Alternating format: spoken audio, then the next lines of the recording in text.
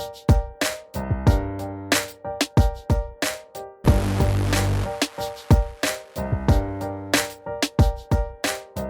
and welcome to episode 392 of the Money to the Masses podcast with your resident expert, as always, Damien Fay, and me, Andy Leaks. Damien, how are you doing? Welcome back. I'm good. It's been an exciting week, actually, Money to the Masses, because my wife obviously was on the podcast last week. I think she actually enjoyed it. She said she was quite nervous, but leading on from that, we've had quite a bit of feedback about the piece she did regarding Too Good To Go, because that went out on social. So our social channels, YouTube Shorts, it was incredibly popular. We did a 60-second piece on our latest bag. So that proved really popular also on Instagram as well. So my wife went out and got another magic bag for £4, and it was our best yet. So go and look at our socials. That's on Twitter, Instagram, YouTube Shorts, and you'll see the 60-second clip of everything we got. So that was exciting because we had people write in and thank us for doing that piece because they're now enjoying using it. And before we move on to what's on this week's show, I did want to mention that we didn't say, or one of my favourite things I got on the app once is I actually got an £8.50 curry. So there was a takeaway curry place that was actually doing £8.50 curries, where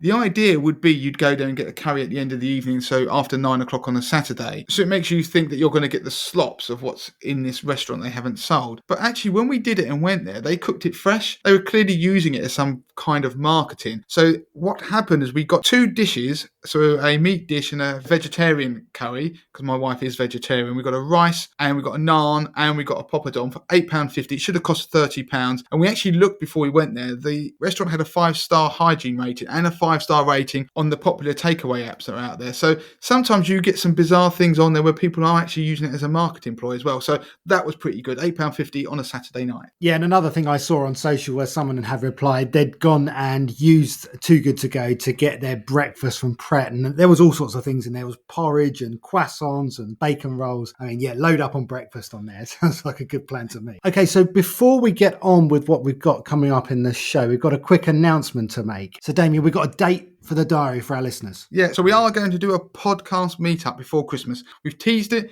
We've put a date in the diary. Thursday, the 8th of December, 2022, in the evening, so probably from about 6:30 onwards, we are going to do a meetup in central London. Mark it in your diary. We'll confirm the actual location, but it's normally going to be where we've done it before. It's most likely. So Leadenhall Market, around that area. Go to moneytothemasses.com/events, because that's where we'll put some details about what we're going to be doing and where we'll be, and we'll update that in the coming weeks. And hopefully, because we have had requests from people to meet other members of the team, it is going to be other people, not just us. The whole Money to the Masses team. Hopefully, Andy, hopefully we can get the rest of the team out as well. So do put that in your diary, because we haven't met people for a number of years, and it is really motivating for us to come and meet you guys and share a beer and chat about anything. It doesn't have to be about money. So please do put that in your diary. And it is a free event. I mean, free apart from the fact you've obviously got to buy me and Damien a drink, but it's free other than that.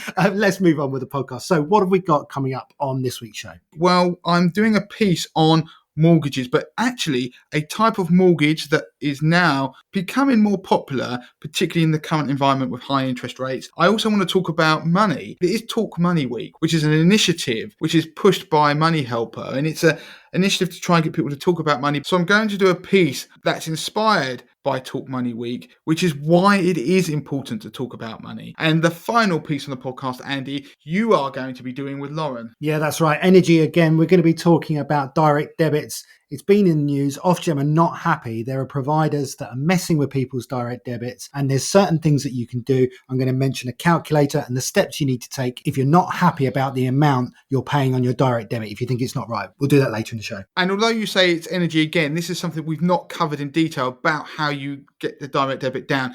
To give you a steer, Justin in the office suddenly got notified by his energy supplier that he was going to have to pay £600 a month, which he was able to successfully challenge and change.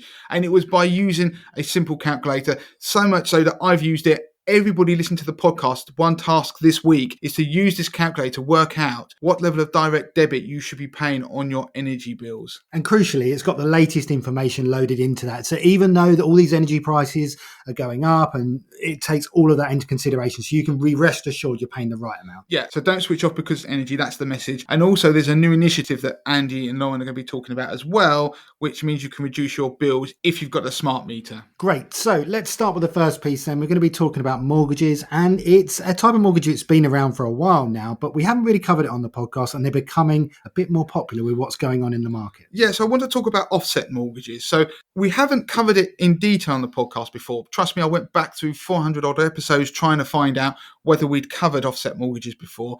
And we haven't in detail. And the reason is more than likely because they've been relatively unpopular because interest rates have been so low. So an offset mortgage is a type of mortgage where there is a savings account that is associated with it. So what happens is typically you'll have a mortgage lender. The offset mortgage you have will be linked to a savings product that they offer, so a savings account. And how it works is the interest you pay is based on the outstanding mortgage that you have minus the balance in your savings account. And the good news is that some providers allow you to link up to 6 accounts. So you could be a savings account and a current account. Now, the reason why that's good is because over time it can help you pay off your home loan more quickly if you keep the monthly repayments the same. Or you could just pay lower payments each month instead. Now, one of the advantages of an offset mortgage is the money that's in the savings account you still have access to. So you haven't overpaid your mortgage, it's still there, you can access it if you want to, but the more you have in the savings account, the more it offsets on your outstanding mortgage debt, so therefore reduces the interest you pay. Now, I want to give you some examples just to illustrate this. So, as I mentioned before, the offset mortgage wasn't as popular in the past because interest rates were so low. Now we're in a world where the margin between borrowing costs and the return you get on savings increases. It starts to become more interesting because you are getting a decent savings rate, and also mortgage rates have rocketed very quickly. So it's a way of reducing that interest. Now, the other thing to mention before I go through some example numbers is that the offset happens, but it happens gross. So interest attracts taxation, doesn't it, if you earn above the savings allowance? And if you have significant savings and you use an offset mortgage, well, that offset happens and it means you avoid the taxation. So let's say you had a large pot of money. Rather than pay tax on the interest that you receive, what will happen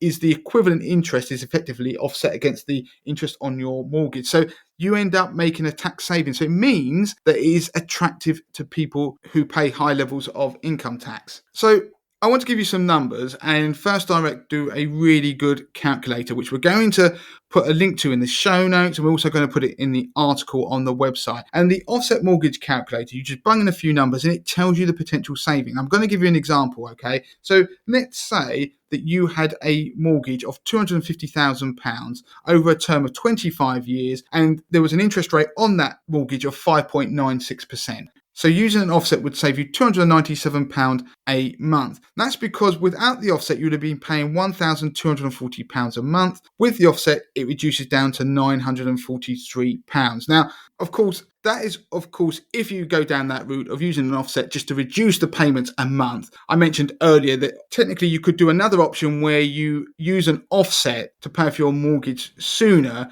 Basically, you're overpaying if you kept the level of monthly payments as high as the level you would have paid if you didn't use an offset. Now, that makes offsets quite interesting. Now, there are pros and cons, and I want to go through them quickly. I've mentioned you can benefit from using those savings without losing access to them. And there is the tax saving as well, because don't forget you pay tax on savings interest, but under an offset mortgage, the offset happens tax-free. Now, they are particularly useful for certain people. If you're self-employed, for example, and you have large sums of money that are building up over time, it may be you've got money that you keep aside for, maybe it's taxation. It could be for people who have money they keep aside for other things. It could be school fees. It could be you're keeping money aside that you might want to use for your children in the future, be it to help them get on the property ladder or something else. But there are disadvantages too. So one of the big disadvantages is there aren't many options out there. At the moment, there are around only 9 lenders who offer offset mortgages. So they haven't been popular, and a lot of them have been pulled, and actually they've been pulled perhaps more quickly than standard mortgages. With an offset mortgage, mortgage, you will typically pay more than you would on an ordinary standard mortgage. So bear that in mind.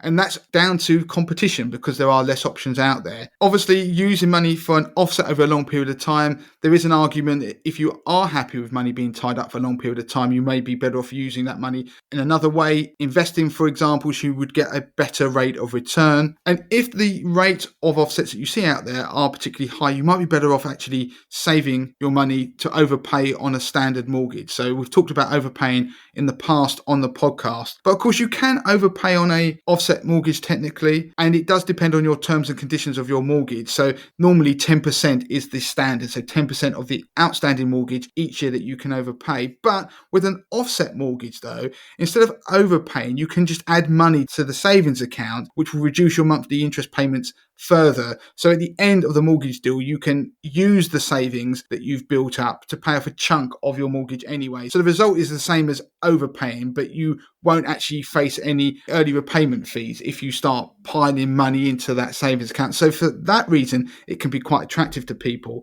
The other disadvantage with an offset, you need a decent level of money. If you don't use the offset, then you end up just paying more for your mortgage. So a number to sort of use as a benchmark, you will need a large deposit of around 20%. With some lenders, it's about 25%. So that is one thing that will put off many people. Also, some providers will insist that the savings account and the mortgage account are both with them. That is kind of understandable, to be honest. And although you can access the money in your savings account, there can be minimum withdrawals. So it might be something like £250 each time. So that is something else to bear in mind. Now, I just want to talk about the rates quickly and compare them. Now, a 2-year average fix according to Moneyfacts, so a fixed rate offset at the moment, as I make this podcast, is 5.52%. Now that compares with 6.5% for the traditional loan. So that is actually goes against the traditional idea that offsets are more expensive than standard loans. But when I've looked around, so for example, I went and looked at First Direct and I compared their 2-year fix, because don't forget, even though it's an offset, you can still get different types of mortgages. So you can get a fixed, you can get a variable if you want. I looked at the standard 2-year fixed offset mortgage with First Direct, and that had an initial rate of 5.96%, while their standard 2-year fixed rate was only 5.84%. So it was marginally more.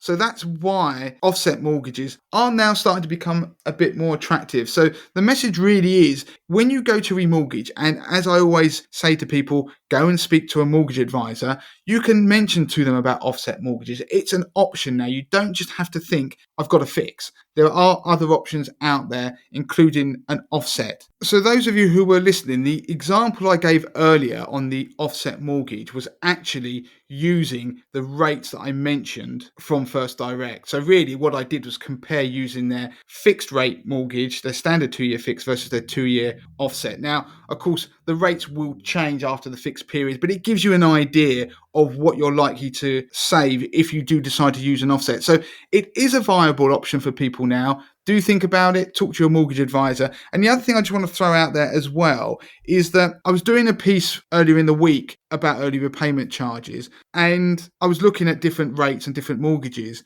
and trackers are now becoming more attractive to people because the rate that you can get on the 2-year tracker, so let's say it's for £200,000 at the moment over 25 years, you can get a rate of 2.95%, which equates to a monthly mortgage repayment of £943. The best 2-year fixed rate you can get at the moment is 5.43%, which equates to a monthly mortgage repayment of 1219. So it's £1,219. And you might be thinking, how do they do a tracker that cheap? Well, it's because the base rate hasn't actually got there yet. The base rate is only 3%, and the tracker will track that base rate for the agreed period of time, in this case 2 years. So that's why it's lower. The fixed rates are based upon future projections of where the base rate might be, as well as the bank's ability to borrow money and gilt yields, all of those things. So that's why you've got that disparity. But of course, what will happen is that when the base rate goes up again, then the tracker will start to shoot up. But there are more people starting to pick trackers with the idea that they will potentially fix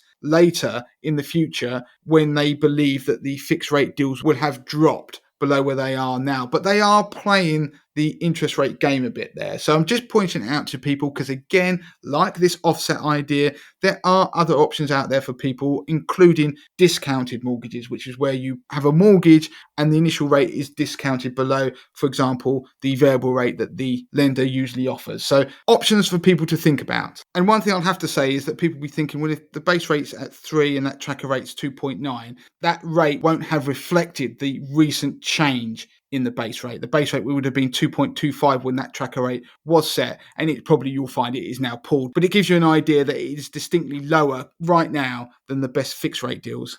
Okay, so let's move on to the next piece then. Talk Money Week. Damien, you talk about money every week, but you're going to talk about money this week specifically. Yeah, it's like a version of Inception. We're going to talk about talking about money. It's Talk Money Week, which obviously we do it all the time, and it is part of that belief that we should talk about money, which drives us to do it because we can help people. So seeing that it was Talk Money Week, I wanted to do something slightly different and discuss why it's important to talk about money, because I want to run through some reasons why I believe it is to get people to think a bit more. Now, there were some stats I saw which emphasizes one of the points that talking about money is always the first step to dealing with problems with money. So 1 in 5 callers apparently to the national debt line and business debt line take between 6 months and a year before they actually contact them. Now, almost a third wait 2 years or more. But also, they found that 95% of callers to the national debt line said they were clear on their next steps after seeking advice. And it was the same for the business debt, which is an incredible statistic. So basically, by talking about it and opening up about money, they were able to then get not only help, but get a course of action. And the issue we've got in England or Britain is we're very British. We don't talk about things like that. We don't talk about money. And it's one of those things that we do really need to change. And when we say talk about money, it's not about being boastful about how much money you have. That's not what we're discussing here. This is being open about some of the things that surround money. Debt. There's nothing to be ashamed of having debt. It's something that's got out of control. And the thing is, most of us have been there at some point. Your 2 hosts on this podcast have at some point had debt that they wanted to get under control. It's something that happens. We do live in a world where you are encouraged to take on debt when you are young. And the lenders want you to get into this spiral because they make money from you. So unfortunately, we're having to talk about it to get people to understand that. And so particularly young people, if we talk about money more, then what we can also do is we can help people not fall into the same mistakes or avoid the pitfalls that are out there. The world is a dangerous place. And so there are examples of where institutions deliberately go after younger customers who are maybe naive. I mean, I certainly was when I was young.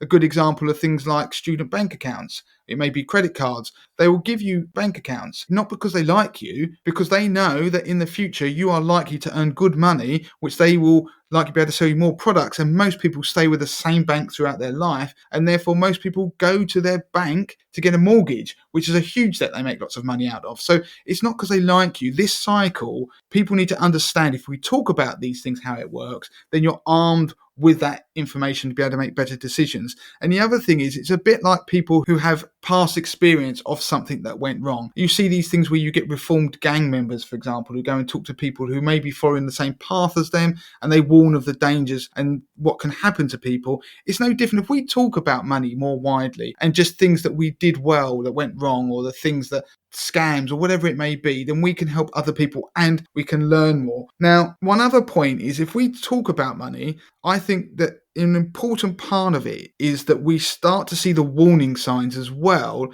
about how our relationship or other people's relationship with money is starting to either go out of control or could go out of control. Now, an example of that could be if you're in a relationship where somebody is starting to control you financially. And it may be something that happens slowly over time, and people don't actually realize that it's one form of domestic abuse. And so, unfortunately, it can feel normal to people who are in that situation that somebody's controlling the money. But that shouldn't be the case. And so by talking about it with your friends, people will then realize that that isn't normal, that isn't okay, that people are being treated in a certain way, and it doesn't happen in other people's relationships too. So that is another reason why I believe it's important to talk about it. The other reason is we don't teach people in school enough about money. Now, we have some financial education lessons, but when I talk to my daughter, for example, there's very limited, if anything, they get taught about money. And I mean real money in terms of experiences they're going to come across, how mortgages finances work, for example, how debt does, how you grow money, how you invest, the importance of money, inflation, all of these things, if they're not being taught it, all of us can probably agree we wish we'd known now back when we were younger, because there would have been a lot less mistakes that we all made along the way, and we'd be probably more financially secure at this point as a result. And also, if we talk about money, then you're likely to encourage children to have some good lifelong money habits as well, which will put them in good stead. And the other thing for me, the reason I think talking about money is important, because every day is a learning day. So every day is a school day, I suppose, is the real phrase that people use, because don't think that I know everything about money. I don't. I'm always learning. I'm always looking for new ideas. I'm always looking at new things that come out.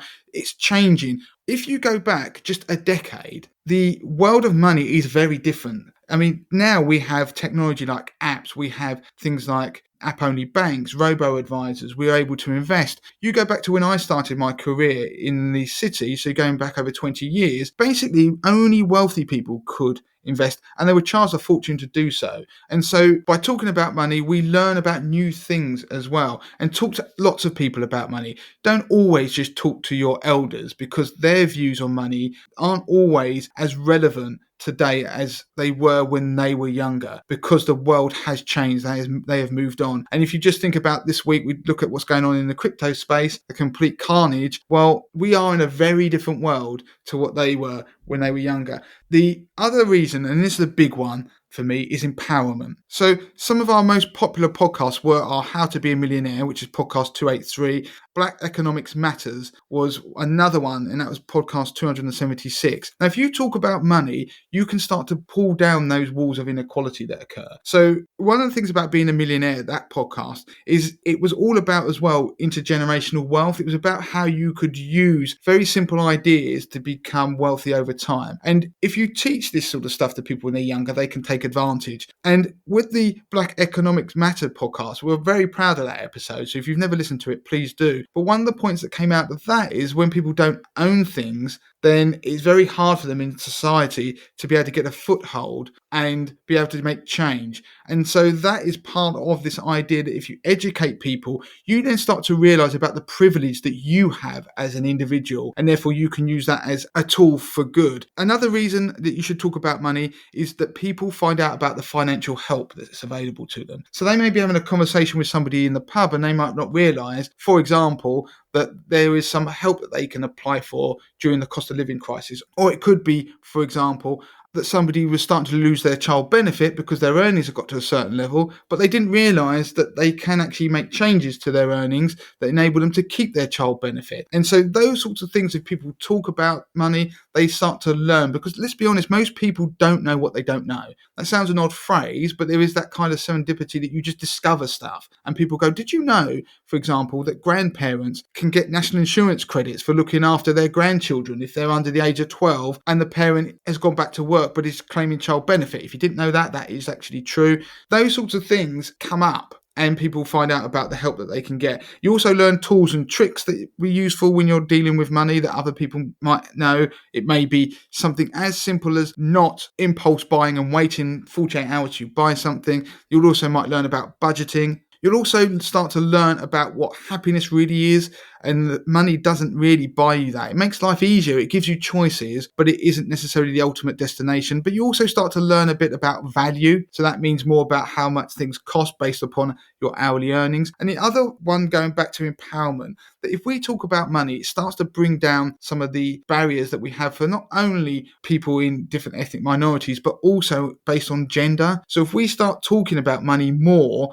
the issue is the people who don't want to talk about money and want to hide behind an anonymity, they're sort of, this is private, often are the people who benefit the most from doing so, the wealthier people. And that's because if, let's say everybody knew, for example, it was widely known what people's wages were at certain types of jobs or in certain industries or companies, it would be very hard for companies to justify not paying equal pay. Now, we made some progress on this, but there's still a lot that we can do. And so by talking about money, then I think we can start breaking down some of these barriers. Also, things like I talked about in a podcast, GDP numbers, so our economic numbers that governments make decisions upon, don't include childcare at home. So given that that's done predominantly by women, that's automatically dismissing what they're doing as not being valid or worthwhile. So by talking about these things, you actually realize some of the injustices that are out there, and you're more likely, as somebody perhaps who's benefited from the way the world is, you're more likely, therefore, to try and change things. The other thing is, talking about money can also help build stronger relationships. That can be particularly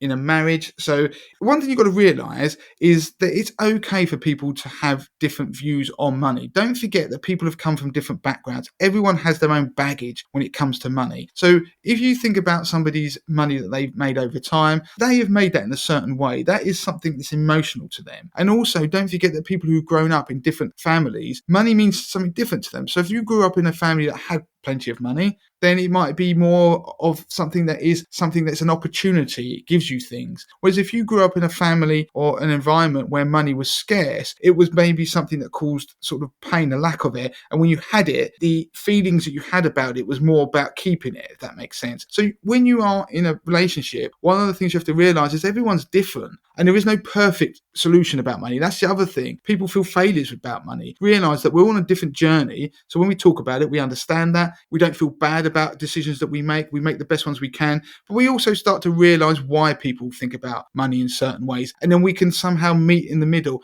And the other thing is, this goes back to the black book principle that we did in podcast 304. It is difficult to start conversations about money. I know it is, even at home with your partners. But if you build a black book, that is a great starting point to talk about money, because the black book was where you pretty much pull together everything to do with your finances. So you take ownership of what's going on and you put down all of the information about policies that you have and money that you have, investments, but you end up sharing that with your partner if they don't know about it, in case you basically get hit by a bus. But there is an empowerment there that they know what's going on as well. And therefore, as a collective, it's far easier to have a similar view on money and to be able to achieve goals. But that's because you're talking and discussing it. It doesn't mean you've got to just talk about how much money you spend every minute of the day, but it means that you're on the same page. And the other thing is, one of the reasons they found doing research that people don't talk about money is because they're worried about it. They bury their head in the sand. They're also worried about putting on other people if they communicate with them about it. Once you start talking about money, the opposite can happen, because you can start to deal with things and it can reduce the anxiety that you might feel. And actually you realize that everyone's in the same boat, and you actually also realize that you probably learned from listening to the podcast, you can't control everything in life, and therefore there are certain things you've got to worry about and certain things you don't. And if you have a plan in place, then that's about the best you can do. So that is why I believe you should talk about money. There are lots of other reasons why you should talk about money that I probably haven't mentioned, but just think about it. How do you talk about money? Do you talk about money? If not, why don't you talk about money? And can you talk about money differently as well? Are there ways that you can take on other people's opinions? Don't just railroad people with your own view on the way money works. It's the one thing that I've found in the world of money, is that people do railroad each other. They just have an opinion. This is the way you do it. And if you have any other opinion, then it's actually completely invalid. It doesn't work like that. And if we talked about money a bit more, we'd realize that. And the final thing I want to leave you with, if we don't talk about money, and it kind of links back to something I said before, it means that the current structures that are in place remain that way. The people who are incredibly wealthy, who benefit from intergenerational wealth, the system as it is will always remain the same, because it's that kind of divide and conquer idea. We're all in our little silos. We don't want to talk about it. If we did, we'd suddenly realize that actually things perhaps should change. And then that links quite nicely onto, I don't talk about politics, but it also, particularly for young people, if you talked about money a bit more, they might actually be inclined to go out and vote, which is something that money and politics and all these things are ultimately intertwined in a certain extent. So there we go. Make sure you talk about money in a positive way and don't boast about it. Okay, so let's move on to the final piece of the podcast. So first off, we're going to talk about something that's been happening to a lot of people with their energy bills, specifically looking at direct debits and what people can do if they believe that their direct debit has been set too high. And Lauren will be joining us at the end of this piece of the podcast to talk about something that could help some people save money on their energy. It's a new scheme that's in its infancy right now, but it's worth mentioning it on the podcast because some people may be able to sign up for it. Okay, so this piece comes on the back of an announcement that Ofgem made way back in July, saying that they weren't happy with the way that energy firms were setting direct debits for their customers. And it reviewed 17 of the largest suppliers and found that hundreds of thousands of customers were seeing their standard variable direct debit increasing way over what was the latest cap rise at the time. In fact, many people were seeing that their direct debits were being doubled, which they deemed as unfair. So they ordered these companies to have a look at their processes and to basically sort it out. Now, the reason we brought it up on the podcast this week is that this is still going on. This was back in July that this review was ordered. We're now well into November, and we're hearing anecdotally through our Facebook community group. Also, people have been emailing us, and even Justin in the office has personally experienced some issues with his company doubling his direct debit without any real reason. So let's look into what's actually happening here. In fact, let's use Justin as an example of what's happened. So Justin got an email seemingly out of the blue because he's been doing his regular readings and paying his monthly direct debit, and he's not been paying a small amount each month. In fact, he's been building up credit by paying £350 a month on his direct debit. Yet he was sent this email out of the blue saying his new monthly payment would be £640, effectively almost doubling what he was already paying. And the thing we really want to highlight on the podcast here is this wasn't a suggestion that Justin should increase his direct debit. This was a notification to say that his direct debit was in the process of being amended and his new payments would be £640 a month. Again, let's just clarify that he already had a credit of over £700 sitting in his account and he was already paying £350 a month. So Justin looked through the details, looked at the numbers, and he found some account summaries by going online and checking with his energy supplier. And those summaries looked fairly normal. They were based on average usage over the 12 months, based on real readings, not estimates. And when you added the gas and the electricity together, they only equated to just over 3,600 annually, which again, when you extrapolate that back to a monthly figure, means that the amount he was paying, £350 a month, was just about right. Yet the predicted energy usage on this new summary, where they had forced him effectively to change his direct debit, suggested that it was nearer 8,300 per year. So what Justin had to do in the end, because there was no way of doing it through the online system, was to give someone a call, explain the situation, and try and dig into the details and find out exactly what had happened. Now, ultimately, Justin was told that there had been a bit of an error within the system. It's something to do with the fact that his estimated usage was being automated, and there was something in the algorithm that was playing up. And he was even warned that even though he'd called, and he did manage to fix it, by the way, he did manage to revert his direct debit to what he was previously paying, which was the right amount based on his actual usage. He was warned that this is likely to happen again due to the systems that are in place, which sounds a little bit crazy. So that's what happened to Justin, and we know that it's happening to hundreds of thousands of people out there who are already worried about the cost of living, and obviously Christmas is just around the corner. So to finish this piece, what I'm going to do is I'm going to give you some steps that you should take if you believe that your direct debit is too high, and also provide you details of a really good calculator so that you can use that information to speak to your supplier and get your direct debit sorted. So the first thing to mention is that the calculator only works for people who are on the standard tariff because of the way that the energy price cap works. If you've already fixed, the calculator won't know what you fixed to, and so it won't really work. So if you're on a standard tariff, this is for you. So I'll let you know the address of the calculator now. I'll read it out, but we'll also provide details of that in the show notes on this podcast and on the article on the Money to the Masses website as well. So it's moneysavingexpert.com/utilities/lower-energy-direct-debits. I know that's a lot to remember and it's a long URL, but the details will be in the podcast show notes. In order for the calculator to work right for you, you'll need your annual usage, and you can get that by logging into the online portal with whoever your supplier is, or you can, if you get paper statements, you can check your statements and you should have the details on your most recent bill. If you can't find your annual usage, you can of course use your most recent bill to check your monthly usage, but just be aware that that won't be entirely accurate because it won't have the seasonality. It will just be based on that 1 month. And obviously you tend to use less in the summer and more in the winter. So your annual usage is much better for this calculator. You simply need to put in the amount of kilowatt hours per year for your gas and also your kilowatt hours per year for your electricity. That's if you obviously have got dual fuel. If you only use electricity, then great. Just put naught in your gas usage and then the amount in your electricity. Next, you need to select the region that you live in. So there's a down arrow there and you just need to look through the regions and select the nearest one to you. And and then simply click calculate. And the calculator will produce almost instantly a coloured chart of your estimated annual energy usage. And the bar chart will show what you were paying previously. And by previously, it means prior to the energy price guarantee introduction on the 1st of October.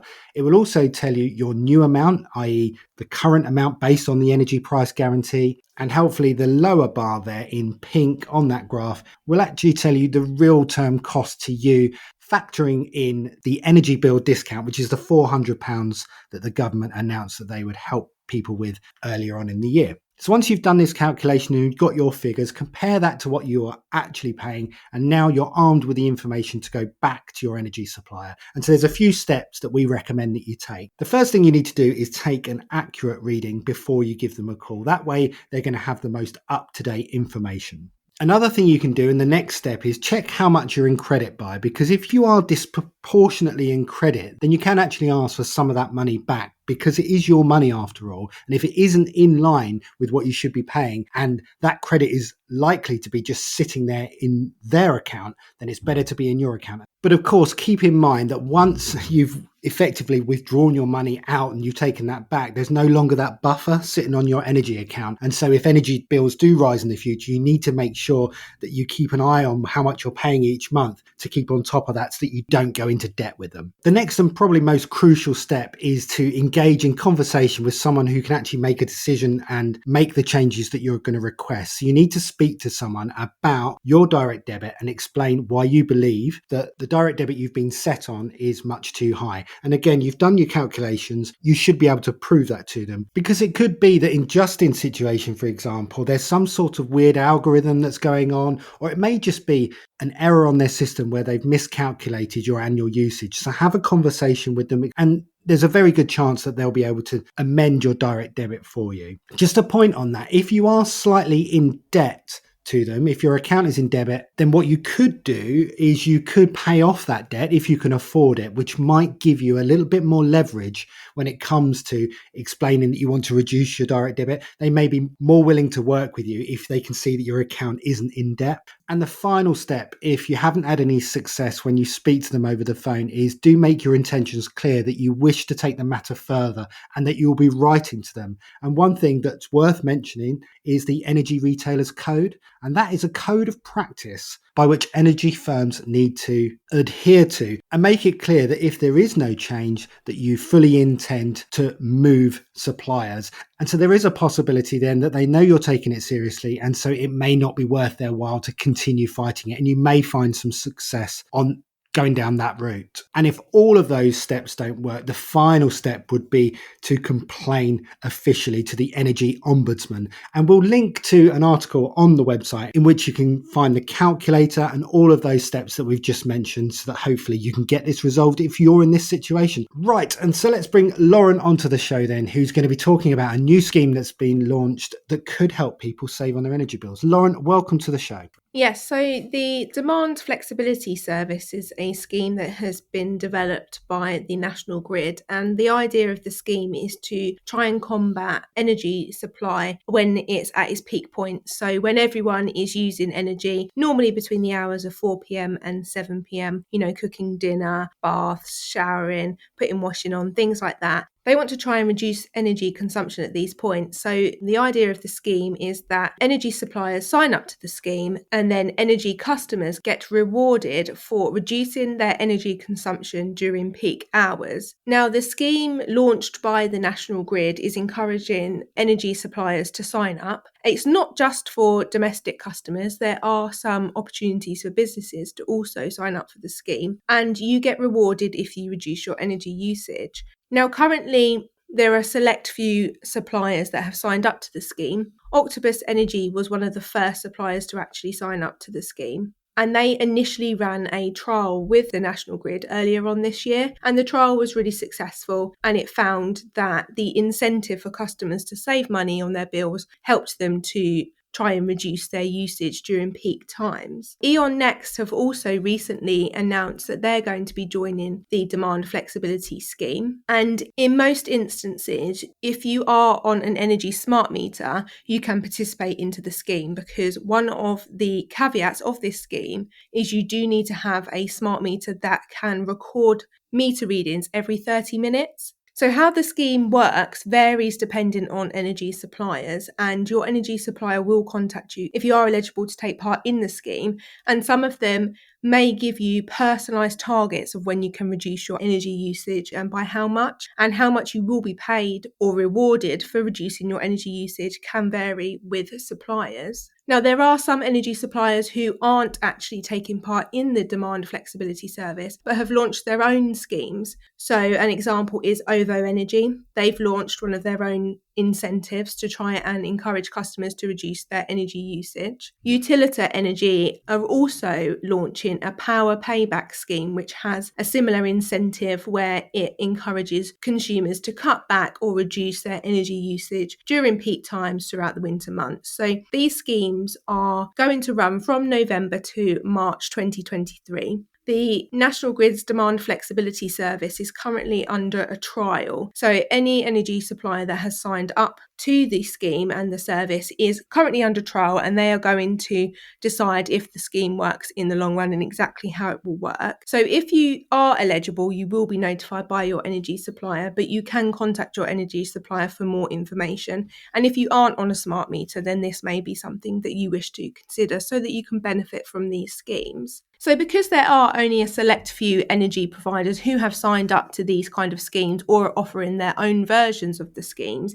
in the meantime, you could be conscious of your own energy usage during peak times anyway, and in turn, this will help you to save money on your energy bills. We also have a host of tips on how to save money on your energy bills over on the Money to the Masses website. And as always, we'll link to those articles in the show notes so that you can find those nice and easily. So, Damien, let's bring you back in. We're done for this week. If you want to get in touch with Damien, you can do so in the usual way. It's damien@moneytothemasses.com. But a good way to get in touch with the show and like-minded listeners is to go to our Facebook community group. Go to facebook.com/groups/money to the masses. And as always, we're going to put links to everything we've talked about in the podcast today in the show notes of this podcast, but also on the article on the Money to the Masses website. Find Money to the Masses, type in 392, and you'll come to the podcast and you can see all the details there. And so, Damien, that's it. We're done for this week, aren't we? We're done. Until next time. Until next time.